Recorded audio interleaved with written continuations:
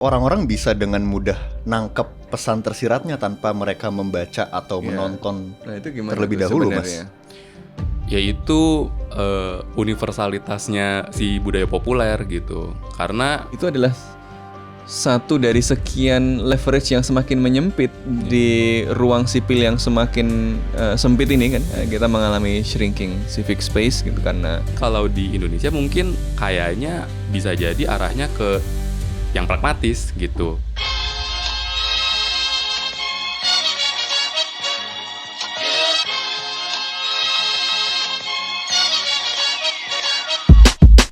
Kembali lagi di podcast Bebas Aktif bersama Kontekstual. Teman-teman mungkin pernah melihat gue bersama teman-teman Kontekstual sebelumnya. Semoga nggak bosan-bosan ke depannya, karena gue akan membersamai teman-teman mengeksplorasi berbagai isu terkini politik dalam negeri maupun baru dunia. saja rekrut tim baru. Newbie guys, tapi mohon dimaklumi. Kita akan Newbie tapi nggak nyunyu banget. nggak new banget karena udah pernah kelihatan sebelumnya. Karena sering. Jadi semoga nggak bosan-bosan ke depannya. Dan sekarang kita kedatangan Mas Dari Noval, dosen hubungan internasional di Universitas Kristen Indonesia. Halo Mas Dari, apa kabar? Halo, baik-baik. Alhamdulillah. Dan sekarang kita akan bahas satu fenomena yang cukup menarik teman-teman, karena Ya, sebenarnya kalau kita lihat bajunya Mas Dari Novel udah bisa kelihatan sepertinya apa kita yang mau akan kita apa, bahas. gitu Kita akan ya. bahas mengenai pop culture bersama Mas Dari si paling culture. Yes. Iya, ini lihat bajunya aja Pikachu. Nah, culture sekali. Sangat culture. Ya, Nah, iya tapi lagi. bukan sekedar pop culture, tapi pop culture yang dimanfaatkan sebagai bentuk ekspresi politik. Iya. Karena akhir-akhir ini teman-teman di berbagai daerah di Indonesia mulai menunjukkan ekspresi tertentu melalui penggunaan sebuah bentuk pop culture juga, yaitu anime One Piece, di mana teman-teman mengibarkan bendera Jolly Roger atau bajak laut sebagai ekspresi ketidakpuasan terhadap kondisi di Indonesia saat ini. Iya, iya. Dan kebetulan Ini lucu banget, tadi gue berangkat ke sini di jalan ada truk, di belakangnya ada bendera Jolly Roger Mugiwara juga. Pirates-nya, Jolly Roger-nya. Tapi dia menarik, dia di sebelah kiri benderanya Jolly Roger-nya, di sebelah kanan merah putih. Wah, jadi dia seimbang dia. sangat-sangat seimbang. Tadi gue juga ngeliat ada Bambang Gojek lewat depan kantor, di stangnya juga nempel tuh bendera Luar One biasa. Piece. Jadi di mana-mana udah cukup menyebar teman-teman. Dan yang bisa kita explore sekarang adalah sebenarnya apa yang sebenarnya sedang disampaikan oleh masyarakat kita dengan Ya. menancapkan, menggantung bendera-bendera One Piece seperti itu. Dan ngomong-ngomong, Mas Dari pernah nulis soal ini nih, bagaimana pop culture khususnya anime itu kemudian bertautan dengan dunia nyata ya, politik. Silakan dibaca politik artikelnya teman-teman ya, dari Mas Dari. Ya, nanti bisa dilihat di sini. Nah, Ada editan nanti di sini. siap. Oke, gimana Mas Dari kalau misalkan dari yang Mas lihat, apa yang sebenarnya diekspresikan sama masyarakat saat ini sih? Sebenarnya mungkin bahkan gitu ya, nggak ada hubungannya sama animenya gitu. Iya. Karena gerakannya tadi ya kayak yang udah disebut, mulai dari supir truk, abang gojek, kita bisa paham lah, mungkin mereka nggak nonton anime juga di rumahnya gitu kan, jadi mungkin nggak tahu sama makna One Piece gimana sih, alur ceritanya gimana dan lain sebagainya. Sebenarnya kan mulainya itu kan di media sosial dulu gitu ya, di beberapa platform kayak X gitu, mulai instead of mengibarkan merah putih gitu ya, Agustus, dia pasang aja deh tuh benderanya Luffy dan kawan-kawan. Nah, dari situlah baru pemaknaannya muncul gitu. Bentuk-bentuk ketidakpuasan, bentuk-bentuk ketidaksukaan, bentuk-bentuk kekecewaan gitu, karena melihat kok Indonesia makin kesini kayak distopia gitu, yang Kayak masuk Wano Arc katanya. nah gitu. Nah, tapi kan kalau misal kita mau ke situ, kayaknya nggak semua Orang yang harus baca dulu. Ya, Bahkan nggak semua orang yang pasang baca bendera itu sebenarnya baca One Piece. betul gitu, ataupun sebaliknya gitu. Jadi mungkin kalau aku pribadi ngelihatnya itu lebih ke viral based policy dulu gitu ya, semacam itu gitu. Tapi ini bentuk unjuk rasa yang paling damai In a way. Rasa yang damai. Unjuk rasa yang damai, in a way. Mungkin apa ya, kita nggak bisa munafik juga gitu di beberapa kalangan, terutama yang Gen Z gitu ya, mungkin udah tahu tuh, udah punya collective memory gitu ya, orang-orang yang di pemerintahan nih bekas-bekas yang zaman dulunya, daripada kita turun di jalan mungkin ditangkap atau apa gitu ya, jadinya ya udah kita bentuk unjuk rasa yang lain gitu, yang mungkin nggak ditangkap atau apa, dan malah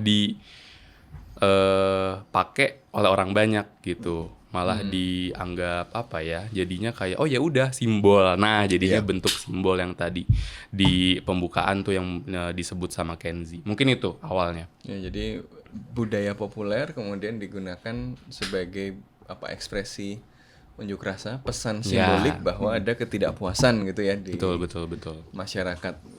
Bahkan yang mengekspresikan ini nggak semuanya sebenarnya ngerti Betul. ceritanya, tetapi kemudian karena dia digunakan, yang ikut kemudian banyak gitu ya, nggak mesti semua yang baca, tapi semangatnya, spiritnya bahwa ini ada sesuatu yang nggak benar gitu kan ya, itu kemudian disimbolkan dengan bendera itu. Berarti orang-orang bisa dengan mudah nangkep pesan tersiratnya tanpa mereka membaca atau menonton Nah, itu gimana terlebih tuh dahulu, sebenarnya? Mas? Yaitu universalitasnya si budaya populer gitu. Karena mungkin budaya populer di politik itu juga kayaknya kan dibilang baru banget enggak, dibilang lama banget juga enggak gitu. Jadi ini bukan sesuatu yang unik di dalam kasus One Piece Sebenarnya ini iya, juga kan ya. yang uniknya itu adalah ketika yang memakai ini ternyata yang mungkin nggak pernah nonton One Piece, atau mungkin nggak pernah tahu apa itu anime, nggak pernah tahu apa itu Jepang mungkin gitu, dia nggak tahu, nggak pernah kebayang gitu seumur hidupnya, tapi tiba-tiba dia pakai juga gitu. Nah itu yang menarik. Tapi gitu. banyak juga yang beneran nakama pakai. Betul. Betul itu. Iya, dan mungkin kalau ditelisik awalnya adalah ya fans-fansnya One Piece mungkin yang bergerak gitu, yang akhirnya memulai gerakan ini, jadi sampai akhirnya viral dan ya tadi gitu, sampai bahkan abang-abang Gojek pun pakai. Tapi sebenarnya ini kan tadi bukan sesuatu yang baru ya, dan kalau ini sesuatu yang baru kan tulisan jurnalnya baru keluar sekarang gitu kan ya. Jadi kan keluarnya udah lama sebelumnya gitu, udah kan. banyak kasus-kasus Berarti sebelumnya. ada kasus-kasus di mana budaya populer ini sebenarnya sudah sering kemudian menjadi ekspresi politik gitu kan ya, baik ekspresi politik misalnya paling sederhana dalam kampanye gitu kan ya, sering yang pada pakai atau kostum-kostum Pop culture references pop culture gitu. gitu kan ya. Betul. Dan Tapi itu kan udah terjadi juga. Kalau misal kita flashback ke pemilu yang kemarin kan, ada kandidat yang pakai baju Naruto lah, terus ada kandidat yang pakai kayak pakai baju Naruto terus begini-begini. Iya. Ada yang pakai jaket Top Gun gitu ya. Itu terus merchandise K-pop, gerakan-gerakan ala K-pop, Gitu ya, fandom. menarik ya. Kemarin semua kampanyenya ada Sebenarnya asosiasi ada. dengan budaya populer. Ada yang pakai animasi ala DreamWorks Itu gitu. juga. Iya. Tuh, jadi Banyak sekali yang dipakai berarti. sebenarnya udah banyak gitu. Cuman yang viralnya adalah karena One Piece ini animasi yang populer gitu. Mungkin kalau di Indonesia kayaknya baru masuk tahun 2000-an awal mungkin. Ya, gue udah nonton sih dari gue Dulu kan di kuliah. RCTI deh kalau nggak salah tuh. Kalau nggak salah ya. Jadi populer dan memang Temenan sama Naruto sama Bleach. bahkan sebelum itu Mas Sofwan, si One Piece ini udah ada di RCTI itu tiap minggu pagi. Dan yang menariknya memang si serinya juga belum selesai gitu. Iya. Makanya jadinya kan penikmatnya banyak, fansnya banyak gitu. Makanya ketika terus pakai identitas One Piece untuk dijadikan movement, nah itulah yang akhirnya viral gitu. Karena di Indonesia kayak fandomnya One Piece lumayan gede lah. Dan yang menarik juga mungkin bedanya adalah yang tadi kalau pas di kampanye kan dipakainya secara sengaja. Didesain untuk garnering sympathy gitu. Jadi orang malah mungkin fans-fansnya males juga gitu kan kalau lihat ada orang menyamakan diri dengan Hokage atau anaknya Hokage gitu. Maksudnya siapa lu gitu, lu gitu kan. Jadi merasa kayak maksa gitu ya. Maksa banget gitu loh. Jadi malah nggak nyaman gitu. Fansnya malah jadi orang males kan gitu. Wah ini so asik nih gitu atau apa gitu kan, kadang-kadang ada yang kerasa gitu kok pakai ini gitu. Ngikut-ngikut aja sih gitu ya. Malah jadi aneh gitu. Tapi ini sesuatu yang kemudian muncul secara organik dan sebagai protes gitu ya. Tanpa disengaja awalnya. Tanpa disengaja. Sebagai Betul. bentuk ekspresi politik. Betul. Itu yang menariknya gitu. Dan mungkin akan susah buat ditiru gitu, akan susah buat ditiru. Mungkin ada ya kasus-kasus apalagi mungkin nextnya gitu ya. Terus mungkin pemerintah juga akhirnya menangkap, oh ya udah kita pakai yang model-model kayak gini juga untuk menarik simpati dan segala macam. Nah karena nggak organik tadi mungkin jadinya malah terkesan maksa gitu, mungkin agak melenceng sedikit kan. Gara-gara 80 tahun kemerdekaan itu kan terus akhirnya muncullah tuh film animasi baru tuh yang Merah Putih One for All. Baru rame di Twitter kalau nggak Baru salah rame, tuh. baru naik gitu, dan akhirnya malah komennya kayak, oh ini adalah definisi selesai nggak selesai dikumpulin. Yang gitu-gitu. Terus misal kayak, kok abis ada Jumbo animasi Indonesia langsung turun derajat, segala macam heboh lah gitu. Dan itu kan juga organik gitu. Anda Komen-komen. tidak menghargai karya anak bangsa. Aduh. Gimana ini Mas? Itu juga heboh kan tuh, bahwa katanya Pokemon adalah UMKM asing. Tapi kan terus dipakai sama Timnas lah, dipakai sama Garuda lah. Iya, Jadi ada. sponsor ya? Sekarang Jadi kalau naik ini sponsor. Pikachu pakai batik. Iya. Nah, ini makanya jadi batik. Fusion.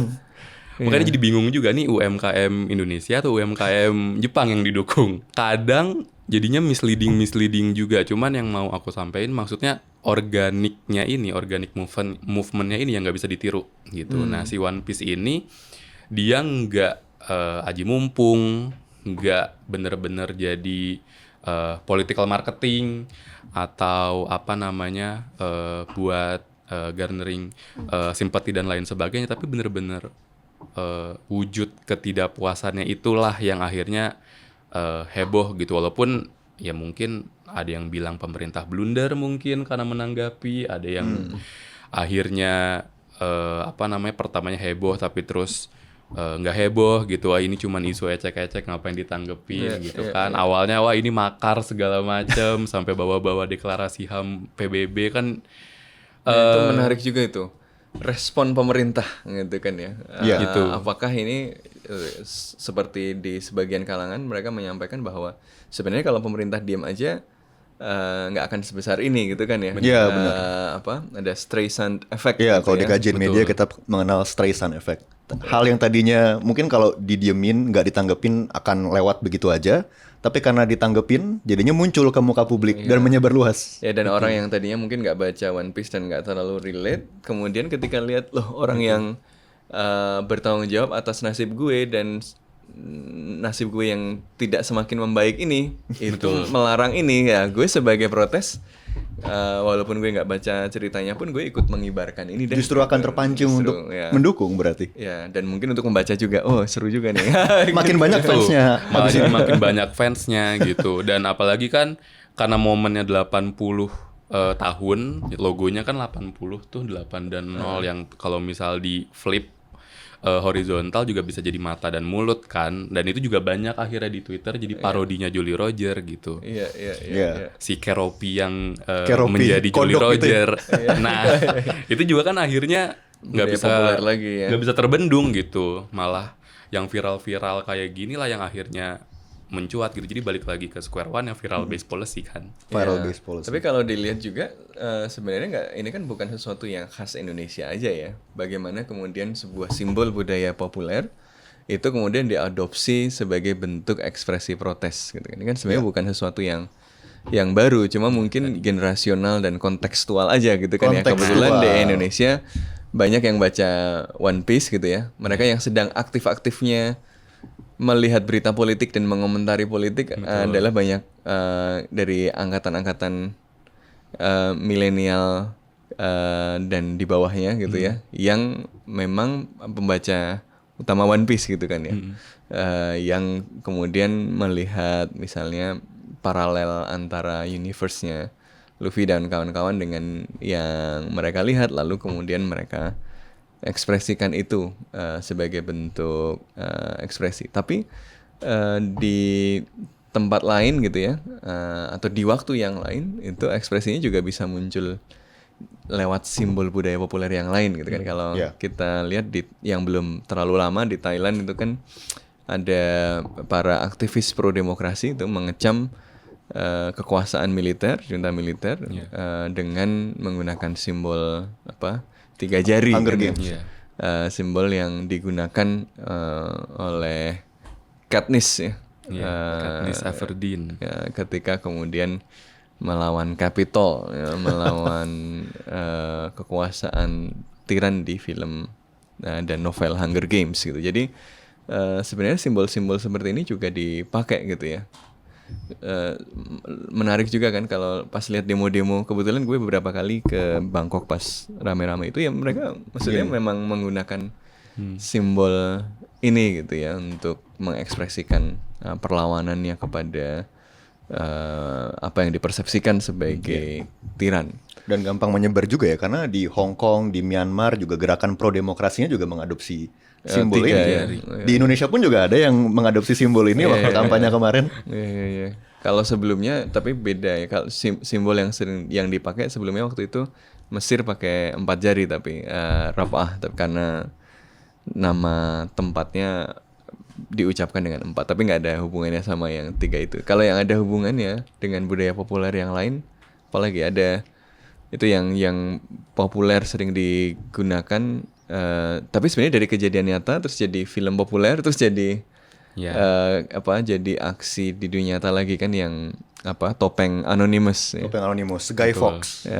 Itu kan kejadian asli di dunia nyata dulu kan, di Inggris masa-masa terjadi perubahan-perubahan besar di Inggris, pelaku sebuah tindakan revolusioner, tapi kemudian dia masuk ke dalam budaya populer sebagai film. Awalnya komik dulu ya. Iya, DC Comics itu. Ya, kemudian jadi film, kemudian populer, kemudian masuk lagi ke dunia nyata gitu. Jadi kayak ada hidupnya ini budaya populer itu meminjam dari realitas kemudian meminjam kembali dari budaya populer itu. Dan siklus itu berulang terus. Iya, itu apa yang kemudian menggambarkan kenapa begitu? Apakah memang karena budaya populer itu selalu nggak bisa dilepaskan dari realitas? Jadi ketika si penulis itu menulis atau membangun dunianya, sebenarnya dia juga membangun dunia dari apa yang dia saksikan gitu. Kalau itu sih kayaknya nggak bisa dibantah ya, karena orang ataupun seniman, artis gitu, atau orang yang menggeluti budaya gitu biasanya kan juga terinspirasi dari kejadian-kejadian di sekitarnya gitu. Jadi kebetulan kan Guy Fawkes ini kan menjadi komik gitu, DC Comics lewat Vertigo line-nya, terus abis itu diadopsi jadi film V for Vendetta. Ternyata filmnya meledak box office dan akhirnya dipakai lagi di dunia nyata gitu. Jadi kayak realityception. Masuk lagi gitu. Tapi memang begitu. Masuk lagi ke One Piece pun juga sama sebenarnya, karena Eiichiro Oda juga banyak dapat reference dari Indonesia gitu ketika membuat One Piece. Oh ya? Gitu. Banyak. Jadi Eiichiro Oda itu mendengar Indonesia bukan cuma karena benderanya dikibarkan baru-baru ini, tetapi bahkan ketika mengkonstruksi cerita One Piece-nya juga terinspirasi oleh Indonesia. Banyak gitu. Yang paling viral gitu dan paling sering kutip sama orang-orang tuh ya Joy Boy gitu. Rombongan Joy Boyo. Karena tuh akhirnya banyak yang ngikutin Joy Boy ini Jayabaya gitu. Itu otak-atik Gadot atau beneran udah Cocok logi atau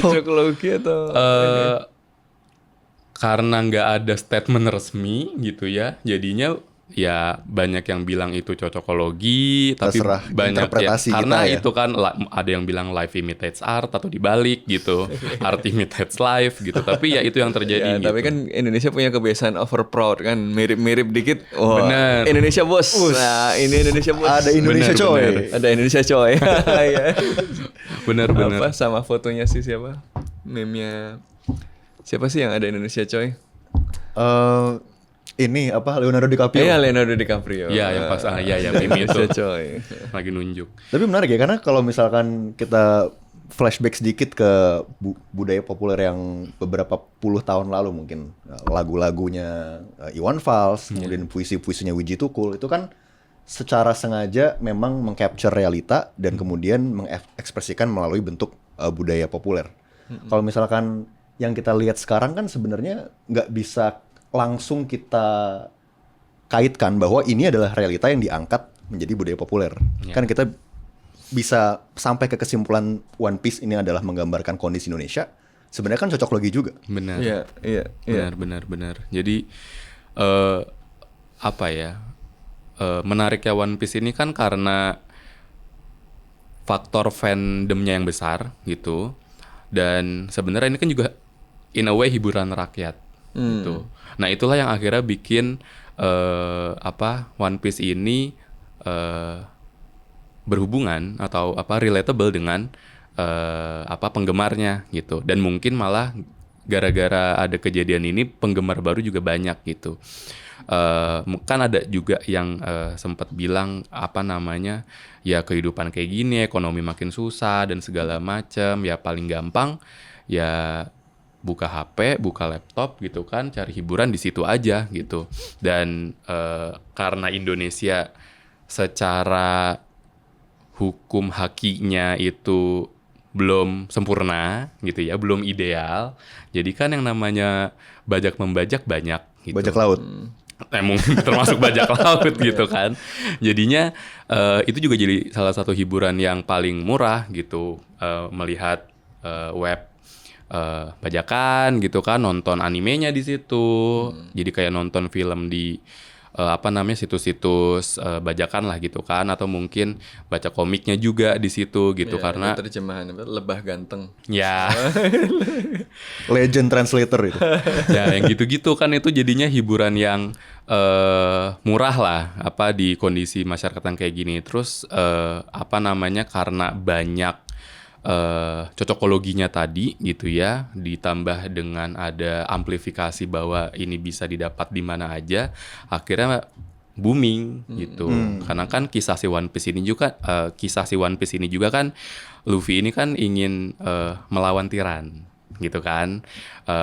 Dari kelompok bajak laut ini kan ternyata ada oligarkinya lah kayak gitu kan, termasuk negara gitu kan, marine, pemerintah dunianya juga ada gitu. Jadi kan dia ngelawan dua tokoh nih secara nggak langsung, antara oligarki atau kelompok-kelompok gitu kan, kelompok-kelompok bajak laut, mafia lah segala macam, sama world government-nya gitu. Nah, inilah yang akhirnya diamplifikasi ke bawah gitu oleh ternyata banyak kesamaannya ya. Ada pemerintah yang mengatakan bahwa mereka menjaga stabilitas, perdamaian, tapi korup, ternyata menindas dan seterusnya gitu. Betul. Ya. Jadi siapa paralelnya ini? Gitu. Jadi siapa? Tenryubito nih siapa? Di Indonesia siapa si itu? Cibukanya siapa? Ya, siapa ya? Sulit-sulit. Banyak pejabat-pejabat publik yang kemudian merespons dengan cukup menarik juga beberapa waktu lalu ya. Dan responsnya juga cukup beragam sepertinya, nggak satu suara. Karena ada yang merespons, oh ini adalah bentuk pengkhianatan atau merendahkan. Respon yang paling luar biasa, yang sangat culture atau malah tidak culture adalah mendapat dukungan dari Dewan HAM PBB untuk melarang bendera.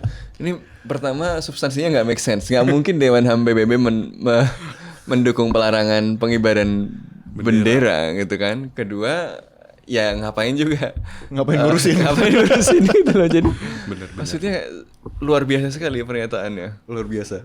Benar, bahkan kan di media juga akhirnya ada yang komparasi gitu kan. Salah satu tokoh politik yang ibaratnya paling dinanti kemunculannya bisa tadinya A terus jadi B gitu. Si Don satu ini gitu kan. Tadinya dia udah A terus akhirnya mungkin Don Flamingo. Flamingo. kalau di One Piece Oh, ya. Don Flamingo. Tapi ya gitulah. Jadi mungkin ada yang bisikin gitu kan bahwa ini tuh isu receh, nggak perlu ditanggepin. Tapi karena udah kadung viral gitu kan, ya gimana Ya, gitu. harus ada damage control gitu. Nah. Jadi silahkan kibarkan bendera gitu ya. Tapi dengan dampak yang kita lihat sekarang ya, apakah berarti kita bisa bilang bentuk ekspresi kayak gini ini adalah bentuk kritik yang paling efektif di masa-masa saat ini? Karena kan beberapa waktu lalu juga ini bentuk pop culture lain yang sempat viral juga, mungkin secara nggak sengaja juga, Streisand Effect waktu itu adalah lagu-lagu dari band Sukatani. Ada juga lukisan-lukisan yang menggambarkan salah satu presiden Indonesia waktu itu yang sempat nggak jadi tayang di Galeri Nasional, tapi kemudian viral di Twitter dan malah lebih rame di situ. Iya. Apakah artinya bentuk kayak ginilah yang paling efektif untuk menyampaikan kritik di situasi Indonesia yang seperti ini? Ya a part of budaya populernya gitu. Memang di Indonesia kayaknya lagi santer ya viral based policy itu gitu. Jadi memang akarnya sebenarnya ke sana gitu. Yang viral ditanggapi, nanti baru muncul mungkin yang anti hero jadi hero gitu. Ada penyelamat Ratu Adil dari Nah, itulah yang akhirnya muncul tiba-tiba. akhirnya muncul karena mungkin kalau di balik itu gitu di deep state-nya mungkin ya ada ketidakcocokan atau ketidakkompakan atau apa gitu, karena si viral based policy ini kan yang beberapa tahun terakhir efektif dipakai gitu. Iya. Tapi betul bahwa dalam beberapa tahun terakhir ini viralitas itu menjadi leverage dari publik yang semakin lemah gitu di hadapan kekuasaan yang semakin menguat gitu ya, semakin terkonsolidasi gitu kan ya. Tapi ya itu untuk beberapa kejadian-kejadian aja kan, terbatas gitu ya. Tentu saja ini harus di leverage gitu. Tapi gue mau ngasih catatan kritis juga untuk penggunaan budaya populer dan kemudian bagaimana aktivisme dengan tadi perlawanan yang sifatnya simbolik itu juga bisa kemudian membatasi imajinasi kita tentang apa yang bisa dilakukan gitu loh. Jadi di satu sisi dia memberikan kita leverage karena tadi betul bahwa makin viral, makin rame itu bisa memberikan tekanan kepada pemerintah. Tapi di sisi lain ini misalnya kemudian membuat kita seringkali membatasi aksi-aksi itu pada aksi-aksi yang sifatnya simbolik. Nggak perlu yang beneran konkret deh untuk membangun koalisi untuk advokasi satu kebijakan tertentu misalnya, karena sekarang saya sudah bisa jadi aktivis, sudah bisa populer gitu ya, sudah bisa merasa melakukan sesuatu, ya cukup dengan melakukan sesuatu yang simbolik. Yang gitu. penting rame, yang penting viral gitu. Ya, jadi walaupun itu menurut gue penting gitu ya, bahwa itu adalah satu dari sekian leverage yang semakin menyempit di ruang sipil yang semakin sempit ini kan. Kita mengalami shrinking civic space gitu karena konsolidasi kekuasaan yang dalam beberapa tahun ini oleh para ahli kemudian dilihat sebagai sebuah regresi demokrasi gitu kan, karena pilar-pilar kontrol dari institusi-institusi negara gitu ya, itu saja dipreteli, kemudian tingkat kebebasan juga menurun gitu.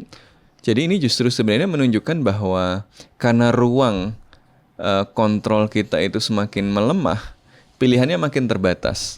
Dan karena pilihannya makin terbatas, yang kelihatan masih efektif adalah yang menggunakan budaya populer tadi, karena mungkin juga tidak terlalu berbahaya gitu kan, jadi nggak terlalu relatif aman. dikontrol gitu kan, sehingga orang kemudian akhirnya ke situ.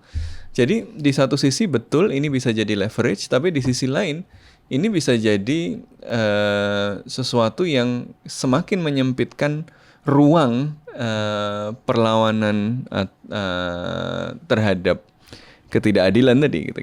Itu semakin menyempitkan ruang sipil karena kemudian dia merasa kita kemudian dibuat supaya merasa bahwa kita sudah melakukan sesuatu, kita sudah melawan sehormat-hormatnya gitu ya. Padahal belum, padahal baru kemudian dikanalisasi ke dalam bentuk perlawanan yang sifatnya performatif ya. Kemarin ada apa? Performative male Performative contest. Nah, male ini contest. ada juga performative activism contest gitu ya. Jadi kita merasa sudah melakukan sesuatu dengan menggunakan simbol-simbol budaya populer dan seterusnya, tapi tidak diikuti dengan kerja-kerja yang kemudian secara lebih sistematis, lebih konsisten itu mengupayakan misalnya kondisi yang lebih baik dalam arti perubahan kebijakan, memastikan ruang demokrasi itu terus meluas dan seterusnya. Jadi ini kayak apa ya? Ini kayak pedang bermata dua gitu ya, bukan pedangnya Batosa yang kebalik. Nah ini budaya populer lagi. Beda anime. Wibu gitu, beda anime, beda generasi. Tapi juga malah justru bisa jadi cara untuk mendisiplinkan. Ini loh cara protes yang saya izinkan yang seperti ini. Maka dibiarkan viral, dibiarkan ini jangan-jangan ini kalau ternyata stresan efeknya memang disengaja, jangan-jangan tuh. Jangan-jangan memang dikomentari biar viral, biar orang mengekspresikannya cukup lewat itu saja gitu ya, supaya mereka merasa merasa tidak perlu untuk melakukan aksi-aksi lain yang lebih serius gitu. Ini menarik sebenarnya karena memang ya entah konspirasi atau cocokologi gitu ya. Ada salah satu kandidat waktu pemilu kemarin kan waktu debat pakai baju dengan logo Jolly Roger. Ada gitu. Nah sementara sekarang yang heboh Jolly Roger gitu. Jadi ini menarik juga. Jadi benar juga gitu kalau misal dibilang pedang bermata dua. Apakah ini benar organik atau disupport? Kalau menurut gue organik. Tapi apa ya? Kalau kemudian kita mengandalkan ini sebagai sarana misalnya untuk melakukan kontrol demokratis, untuk kemudian memberikan kontrol pada kebijakan, dan kita melihat bahwa viralitas dan perlawanan simbolik adalah jalan ninja kita gitu ya untuk kemudian melakukan perubahan kebijakan dan mengabaikan kerja-kerja yang lebih sistematis, kerja-kerja di lapangan untuk melakukan kaderisasi, kerja-kerja untuk mengadvokasi kebijakan, ya ini justru menjadi kerangkeng baru. Ini bukan leverage gitu loh. Jadi gue bukan mengatakan bahwa yang viral ini sebenarnya diatur oleh para Tenryubito itu gitu ya. Tetapi para Tenryubito itu mungkin kemudian akan mendapatkan manfaat dari ini juga karena merasa bahwa sudah kelihatan ada bentuk perlawanan, rakyat terkanalisasi kemarahannya gitu ya, tapi tidak melakukan sesuatu yang benar-benar mengancam kekuasaan gitu. Jadi mungkin organik, kalau saya percaya bahwa ini organik, tapi dia justru akan mengerdilkan upaya untuk menghadirkan perubahan ke arah yang lebih baik gitu ya. Kalau kemudian kita berhenti di sini gitu. Jadi dia budaya populer adalah leverage kalau dia dipakai dengan strategik gitu kan. Sehingga setelah ini menjadi penting bagi kita semua juga untuk tidak hanya riding the wave dengan untuk membuat ini jadi populer, tapi setelah itu apa gitu. Ini kita perlu kemudian menerjemahkannya ke dalam upaya-upaya yang lebih sistematis untuk membuat kita bisa beneran keluar dari Wano Arc gitu ya. Tanpa menunggu God nikah gitu. Berarti selain ini adalah bentuk dari ekspresi demokrasi yang baru di ekosistem media yang baru juga sekaligus menandakan menyempitnya ruang demokrasi itu sendiri. Betul. Jadi ini sekaligus simptom dari penyempitan ruang demokrasi, sehingga ekspresi yang kemudian bisa dimanfaatkan adalah lewat simbol yang dianggap tidak terlalu berbahaya gitu, yaitu si budaya populer ini.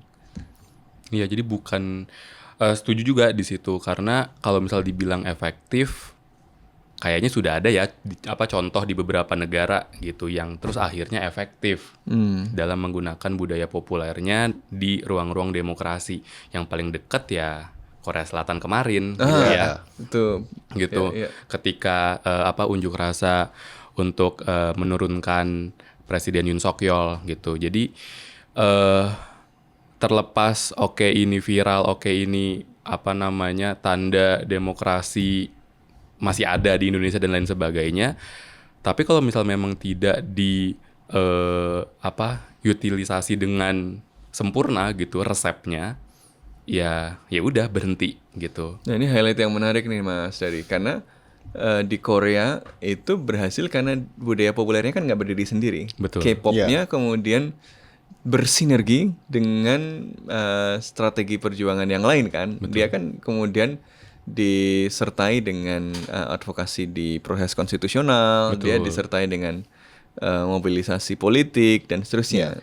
Itu yang sekarang kita belum lihat kan di ekspresi One Piece-nya itu kan, maksudnya ya udah nempel-nempel bendera aja, simbolik aja gitu kan. Dan ada end goal atau tujuan akhir yang udah ditetapkan dan emang menuju ke arah sana juga menggulingkan Presiden Yoon Suk Yeol di Korea waktu itu. Oh, jadi apakah Anda merekomendasikan penggulingan presiden? Gimana? Aduh, Serem banget ini. Enggak ya Pak ya. Ini anak baik-baik. Berarti tujuan akhirnya yang menurut Mas Sofwan belum ada dengan Ya adanya tadi ekspresi karena One Piece. organik tadi ada nilai positifnya, dia berkembang dengan alami gitu ya. Tapi tadi dia kemudian tidak memiliki sesuatu yang strategi yang sistematis gitu kan, sehingga ya memang ekspresi aja, protes aja, ketidakpuasan. Iya. Tetapi nah ini yang kemudian harus ditangkap kalau kita mau melompat lebih tinggi lagi, ya bagaimana kita mengkapitalisasi momen itu. Terus apa? Ya kita mengakui bahwa kita dalam Wano Arc, kita dalam situasi menunggu Joy Boy gitu kan ya. Tapi apa ya nunggu Joy Boy, nunggu Ratu Adil kan? Nah, kita harus kemudian melakukan sesuatu gitu loh. Jadi itu yang kemudian harus ada follow up call-nya gitu. Jadi manfaatkan momen ini kalau teman-teman yang peduli dengan nasib reformasi, nasib demokrasi kita, ini nggak cukup cuma pasang bendera doang gitu kan. Setelah pasang bendera One Piece kalau mau gitu ya, selanjutnya apa? Ini harus dikapitalisasi dengan lebih serius gitu. Dan kita juga bisa berkaca dari Ya misalnya mobilisasi wibu kan sebagai sebuah kekuatan politik supaya lebih ini, organized, capital yang luar biasa gitu kan. Nanti siapa tahu setelah ini kita bisa mobilisasi yang lebih serius lagi gitu kan. Misalnya jadi ada Akatsuki gitu. Assassin gitu, serem banget. ngeri. Tapi memang referensi yang bisa kita ambil dari berbagai belahan dunia pun juga banyak kan yang untuk menentukan tujuan akhir dan strategi-strategi yang Mas Sofwan bilang tadi. Misalkan kalau yang agak jauh sedikit, ada film Superman akhir-akhir ini yang baru, dan itu menurut banyak orang merefleksikan realita konflik di Palestina. Bagaimana Israel menggenosida Palestina dan Superman waktu itu hadir untuk melindungi bangsa Palestina di universe itu ya, dari agresi dari Israel. Dan ketika bentuk pop culture seperti itu dipersatukan dengan strategi yang lebih konsisten dan sistematis, tadi Mas Sofwan bilang, akhirnya lama-kelamaan kita melihat Israel makin tertekan di dunia internasional kan. Apakah mungkin Mas Dari suatu sinergi seperti itu suatu saat nanti kita bisa lihat di Indonesia? Apakah itu something feasible? Ya kayak yang di Korea tadi gitu ya. Kalau di Indonesia sebenarnya mungkin udah pernah kayaknya, tapi dalam bentuk fanbase waktu itu. Mungkin Mas Sofwan ingat gitu ya, Iwan Fals dulu punya fanbase. Iya, OI. ya. Itu sampai sekarang bagi ya mungkin buat Gen Z ke Dulu bawah. ada ini, namaku Bento. Rumah real estate. Gitu. Jadi mungkin buat Gen Z agak kurang ini gitu ya, familiar gitu. Tapi sebenarnya ini gue masuk jebakan umur. Ketahuan. Gue nggak tahu loh, gue tadi nggak sengaja. Ketahuan. Streisand. ya, tapi itu gitu. Jadi sebenarnya di dekade 90-an itu heboh banget gitu. Bahkan mirip-mirip One Piece gitu, sampai orang yang nggak pernah denger Iwan Fals atau mungkin nggak tahu Iwan Fals itu siapa, tapi kayak pasang benderanya, jadi mural di truk, itu paling sering sampai sekarang. Mungkin kita sering lihat tuh logo. Jadi bento itu Indonesia. benteng Soeharto kan. Itu jadi itu pernah gitu, itu pernah terjadi gitu. Tapi apakah akan terjadi lagi? Nah, ini yang sulit gitu, karena kalau dulu kan mungkin ada figurnya, ada apa mobilisasinya gitu, sehingga ada penokohan lah gitu kan. Oh iya, kalau mau apa namanya reformasi kita harus dengerin Iwan Fals apa seperti itu dan segala macam lah. Nah, kalau sekarang kan apa mau menjadi Luffy Nah, gitu. siapa Luffy yang paling mungkin untuk muncul nih di Indonesia saat ini? Nah, itu juga susah gitu karena Luffy-nya sendiri pun tokoh fiksi gitu kan. Beda sama kalau yang di Korea gitu. Kalau Korea Selatan K-pop itu kan banyak idolnya, banyak orangnya gitu, banyak artisnya gitu, yang akhirnya mereka melihat gitu. Oh, dia ikut turun segala macam, kita ikut serta gitu. Oh, si fanbase ini bantu ini, si fanbase ini bantu ini dan lain sebagainya. Bahkan video viral pertama kalinya itu kan adalah yang waktu tengah malam ada anggota DPR-nya lompat pagar Live IG ya? live IG dan ternyata dia yang jadi presiden kan gitu. Jadi ada apa ya, gerakan-gerakannya tuh bisa nyata gitu. Nah, kalau kita mau berkaca lewat budaya populer si One Piece gitu ya, fenomena One Piece bisa, tapi agak susah gitu karena semuanya hampir semua fiksi. Jadi One Fals lebih sukses dari One Piece dalam lebih lagi One Fals, One Piece. Padahal false. Ini One Piece false bukan? Ya, tapi begitu gitu. Karena agak susah gitu. Beda dengan Superman gitu. Karena kalau Superman ini kan ibaratnya lebih ngena ya. Karena mungkin umur karakternya yang juga udah lama, logonya juga udah tahu gitu ya, apa namanya, lebih terkenal lah gitu, Lebih universal ya. Lebih universal dibanding One Tapi Piece. mungkin beda kasus ya. Kalau Superman lebih ke dampaknya karena Superman sebagai sebuah franchise yang established ternyata mengambil sikap Seperti yang itu. ditafsirkan sikap moral yang jelas gitu. Pada saat negara-negara elitnya banyak menunjukkan sikap moral yang tidak jelas gitu. Jadi lebih ke ternyata dia merefleksikan semangat publik loh gitu. Jadi bukan apa ya, agak kebalik prosesnya. Jadi bukan kemudian budaya populer masuk ke dunia nyata, tapi dunia nyata masuk ke dunia Superman. populer tadi gitu kan ya. Tapi beberapa waktu setelah Superman tayang, kemudian Prancis dan Inggris kan mengumumkan akan mengakui mungkin negara kali ya, Palestina. Macron nonton Cocok logi terus. atau gimana tuh? Mungkin Macron, Realityception lagi kayak tadi Guy mungkin Fawkes. Macron nonton kemudian dia suka sekali Superman terus tiba-tiba aduh Dapat ide. ternyata saya itu jadi Jadi muasabah diri gitu. pendukung Lex Luthor gitu kan. Ya, tapi ya itu gitu. Maksudnya One Piece-nya ini kalau misal mau dibuat seperti yang tadi gitu, dimobilisasi secara massal dan segala macam, menurutku belum sampai level itu gitu. Pun kalau misal akankah menjadi level itu, kayaknya enggak gitu. Kayaknya sih enggak gitu. Ya, dan karena itu justru tadi memicu kekhawatiran gue bahwa ya tadi ini justru merupakan simptom atau gejala dari penyempitan ruang demokrasi sehingga ekspresi perlawanannya yang tersisa adalah ekspresi simbolik. Karena ekspresi-ekspresi yang tidak simbolik, yang lebih sistematis itu kemudian ruangnya menjadi lebih terbatas. Nah, jadi menurut gue yang kemudian penting setelah ini adalah bagaimana nggak berhenti di sini. Betul budaya populer bisa jadi leverage, tapi dia hanyalah sesuatu yang harus ada di dalam barisan tools, barisan senjata di arsenal kita untuk mempertahankan kebebasan, kemerdekaan dan keadilan gitu, tetapi tidak boleh jadi satu-satunya gitu. Dan tidak boleh nunggu Joy Boy ya. Dia harus bergerak gitu.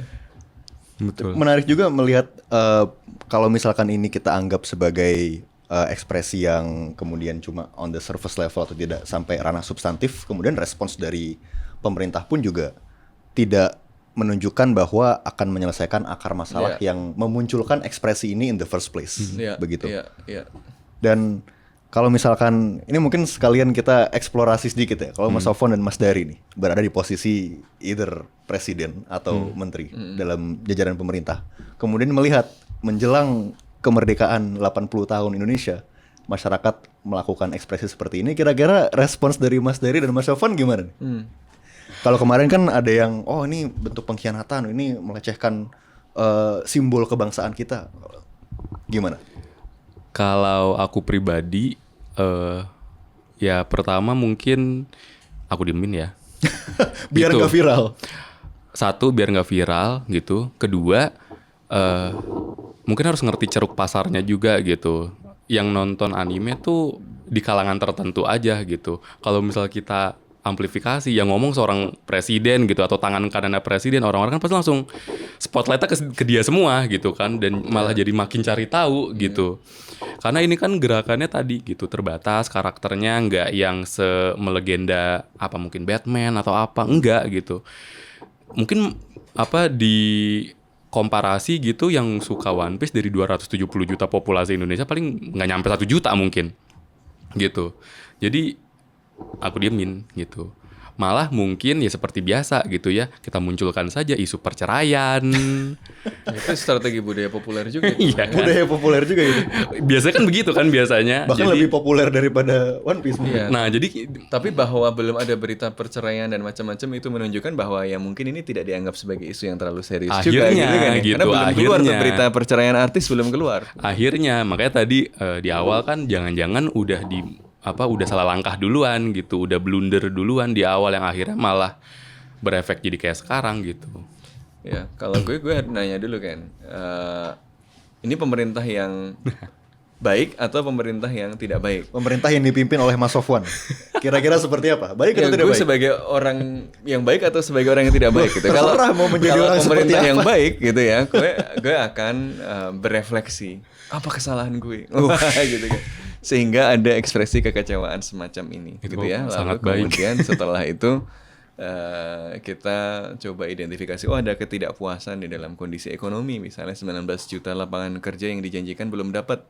Kalau begitu gue harus mengupayakan misalnya lihat APBN, alokasi-alokasi yang kemudian tidak berkontribusi pada pencapaian tujuan nasional, yang ngabisin anggaran dan nggak penting, misalnya proyek-proyek mega proyek dan seterusnya, diakses ulang.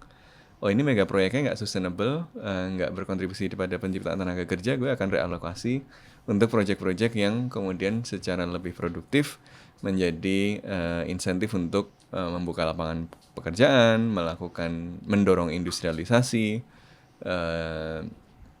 atau paling simpel menggerakkan ekonomi dengan mendorong peningkatan demand misalnya dengan bantuan langsung tunai gitu kan, biar ekonominya yang daya belinya turun bisa naik lagi, ekonominya bisa bergerak lagi gitu kan.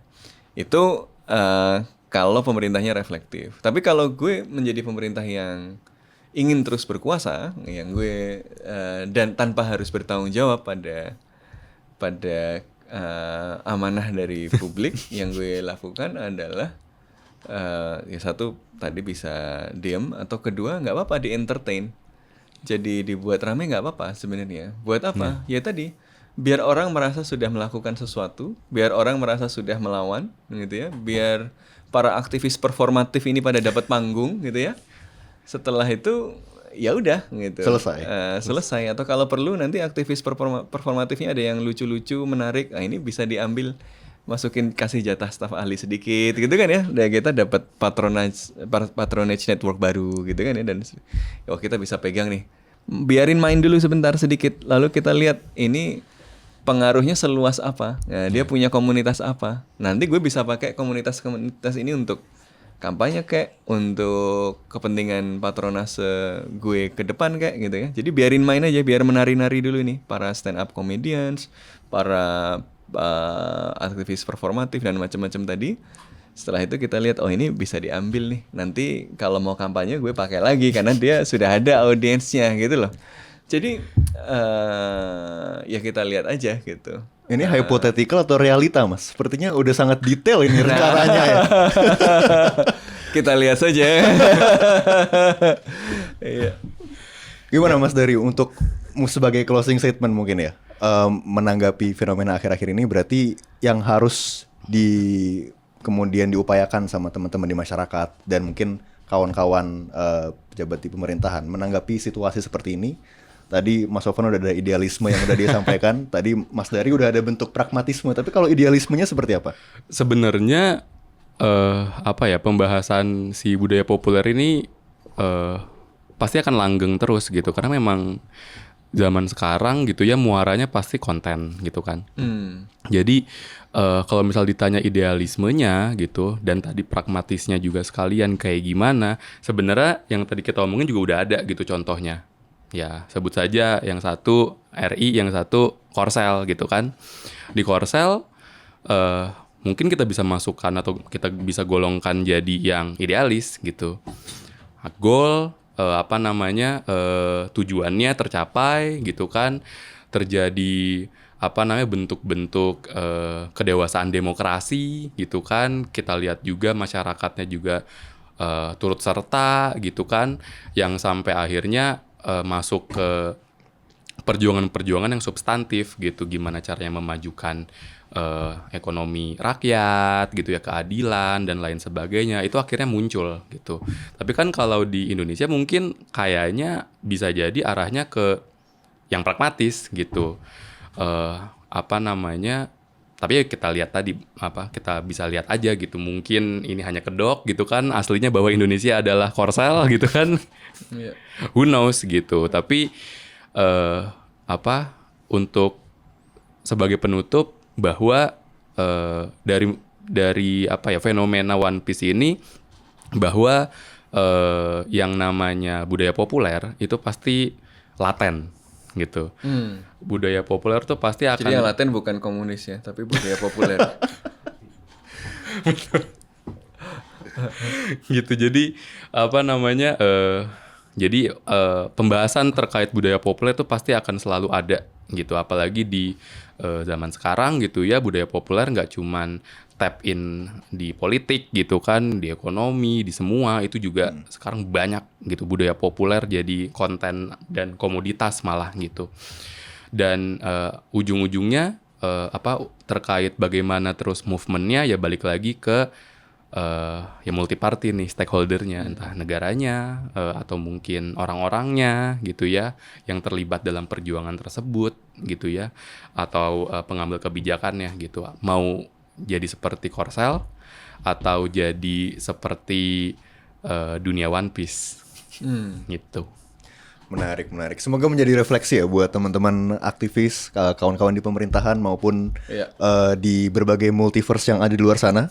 Semoga menjadi inspirasi. Gue pendek aja dikit.